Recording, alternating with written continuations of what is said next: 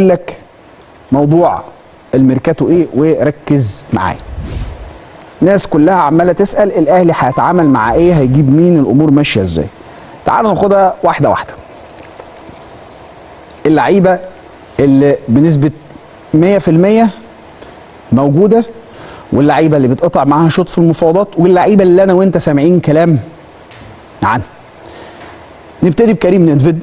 كريم ندفد هو لاعب الاهلي بتنتهي اعارته خلاص من فيوتشر، وتمت اعاده انتاجه مجددا في فيوتشر لا ينكرها احد.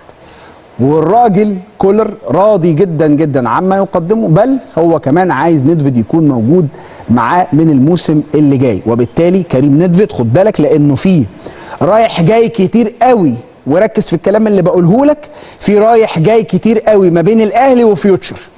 والرايح جاي بسبب انه فيوتشر عنده حاجات الاهلي عايزها، والاهلي عنده حاجات فيوتشر عايزها.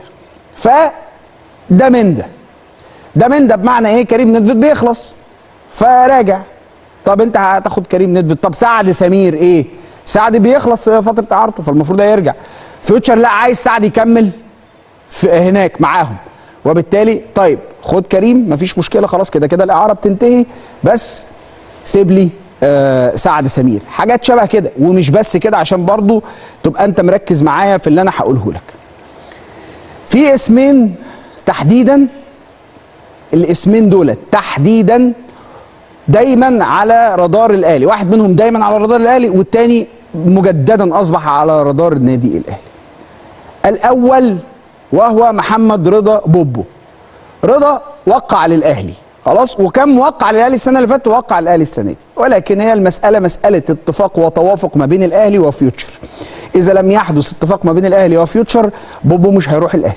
ماشي؟ حصل توافق في الرايح جاي ده، يبقى بوبو هيكون في الاهلي.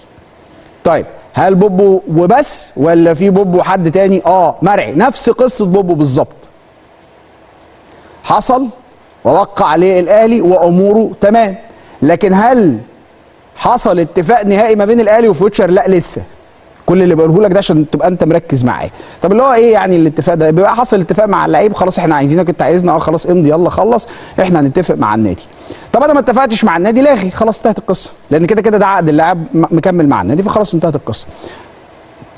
فرضا بوبو ومرعي قصتهم كده انا وضحتهم لك. نروح بقى ناحية الشمال في الأهلي. قصة ناحية الشمال إيه؟ ناحية الشمال باختصار شديد، أنا جيت لك من فترة كده قلت لك إيه؟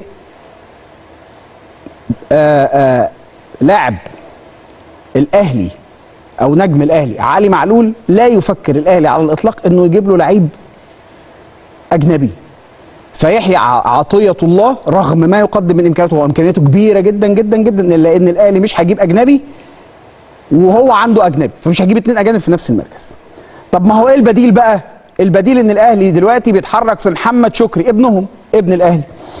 وشكري عشان بس ما تخنيش الذاكره بيلعب في سيراميكا كليوباترا، وكان تم الاتفاق اذا هنقطع الاعاره هندفع 8 مليون جنيه، لانه كان داخل في الصفقه ديت ريان رايح وما اعرفش مين جاي وعادل وقصه كده كان، فكان تم الاتفاق.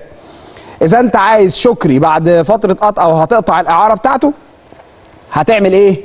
هتقوم جايب على طول شكري وتدفع 8 مليون جنيه. يبقى ده البديل الاستراتيجي اللي الاهلي بيتحرك فيه علشان يبقى الداعم ناحيه الشمال مع اسرع ديليفري في مصر على راي الكابتن ايمن الكاشف. ماشي كده؟ ركز بقى معايا. قصه القصص بقى دلوقتي اللي الناس كلها عماله تتكلم عليها هو وليد الكارتي، ومفاوضات الاهلي مع وليد الكارتي وقصتها عامله ازاي. اللاعب مرحب،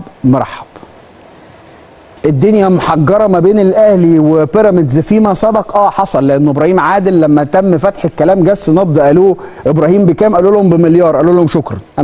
دي صيغه مبالغه، وما اتقالش مليار يعني، قال رقم يعني كبير، فدي صيغه مبالغه يعني.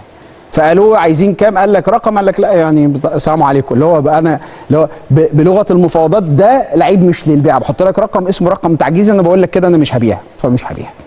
فكانت الدنيا ما بينهم وبين بعض واقفه لحد الحته ديت.